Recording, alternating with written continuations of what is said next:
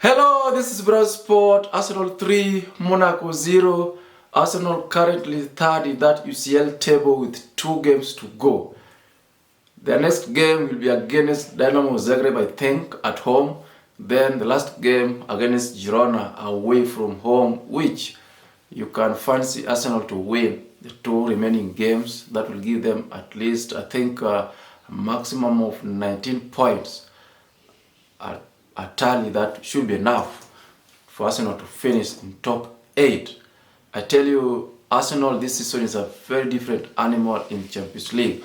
Remember, last season Arsenal actually struggled in Champions League. We were doing well in English Premier League, then Champions League we struggled so much. This season I tell you that Arsenal actually played so well.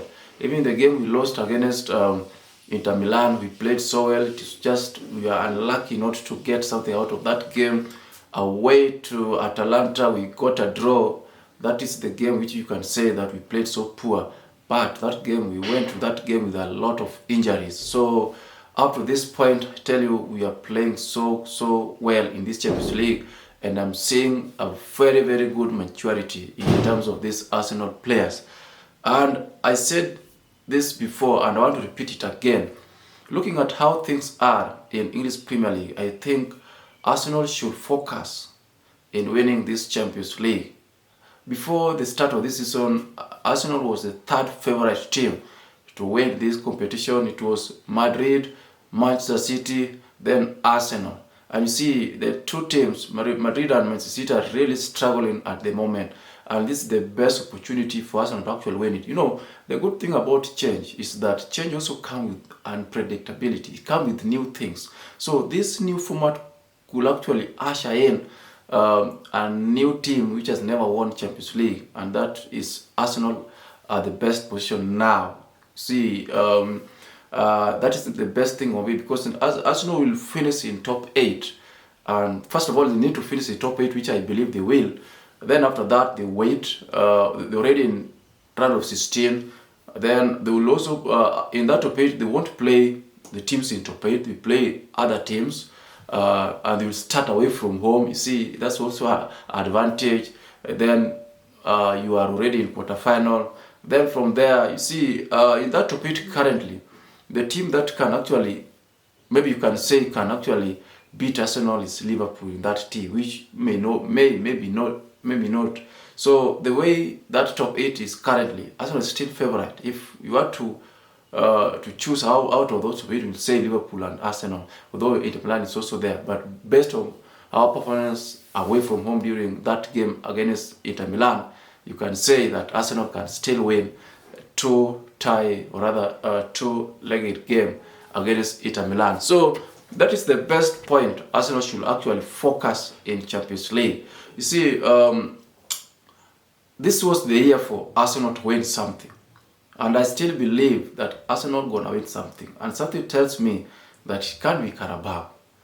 Being in quarterfinal against Crystal Palace, then semi-final home and away, then already you are in final. And Arsenal actually is having a very good history in Wembley. So then after that, Carabao will not be enough to actually finish the process. So Arsenal need to win something big. So that will be EPL or Champions League. But seeing how Liverpool is playing currently, how Chelsea is playing, our form, I can't see. See, it's very tough to predict. So we need something, we need a miracle for Liverpool to fall, and we need to have at least 17, 10, 11 games winning run to actually catch up with Liverpool. So the best bet for Arsenal to win something big this season should be Champions League, and it is possible. You see, those teams, I don't think they are in the very good form at the moment. So Arsenal should take advantage of this and go for it. Back in the game, I think we played so well. That first 45 minutes, I tell you, that was the best performance we've played so far, apart from not putting those chances away. You see, I have to also to say that in the, I think, 15 minutes, from 12 to around 30 something, I saw something which I was very exciting about. That Shaka thing. You see, that Kelly Merino and Martinelli, where Merino actually, Martinelli getting the ball, come inside, then Merino go like a winger. That is something which we actually saw that during Martinelli Xhaka era, and it was a very fresh thing to see in that particular match, and I hope Arteta can still stick with that. So when you play Merino on that side, I think Martinelli is getting a lot of balls, playing here and there. I think his confidence is still low, but those 18 minutes where they were actually playing with Kelly, Merino and Martinelli, I think that was a very good thing. And our threat was actually, it was very surprising that our threat was actually in that wing for the I think first 30 minutes. Saka wing, Saka and Odegaard wing. I think it was a bit calm, and our chances were coming from the other side. Jesus, he played so well, but the confidence of this player is so down, man. You know what I mean? Because Arteta is trying to give him that confidence, but he can't get it. But one thing we have to agree that we played so well with him. I don't know, I can't remember the last time we had such chances where we have one-on-one with the goalkeeper. I can't remember. See, it has been a long time, apart from the goal scored by Havertz, I think, during West Ham. But it has been a while where we are having those chances. So I think it is something to do with Jesus running behind the defenders, creating chances, and of course it was very unfortunate he could not put them away. So I still want Jesus to start our next game because of that fluidity. We see what we can have in that match. Second half, we were very, very poor. I was really surprised how we came out of that tunnel. I think we were very poor until when Kai Havertz came in and we started controlling football. So I was very happy with how this team contributed. See, first half, Jesus came and we were really playing fluid football and we were creating chances, running behind the defenders. Then second half, we were really down. Our midfield was so rusted. Then Kai came and we started controlling the game again. So big up to some of you players. Kelly, the first goal I think should be him. That twisting that player to create chance. And what a very measured pass to Jesus. And Jesus, what a wonderful assist and a goal which actually gave us that relief. Another person which I need to back up is Partey.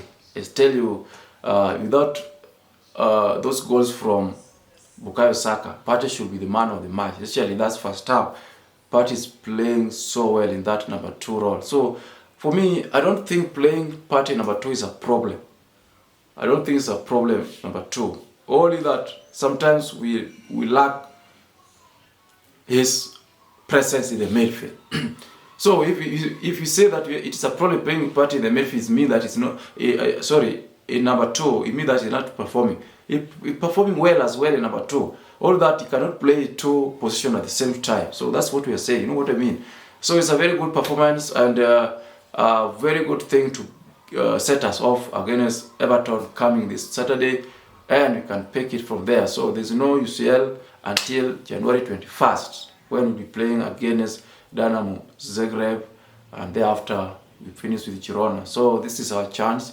I believe we can actually win it. This is our year. Arsenal should focus. So I think we should just try to see how Christmas ends by 21st.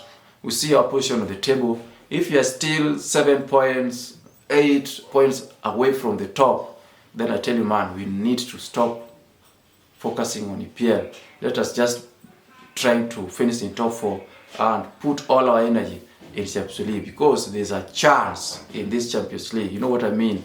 A big chance in this Champions League. So thank you so much.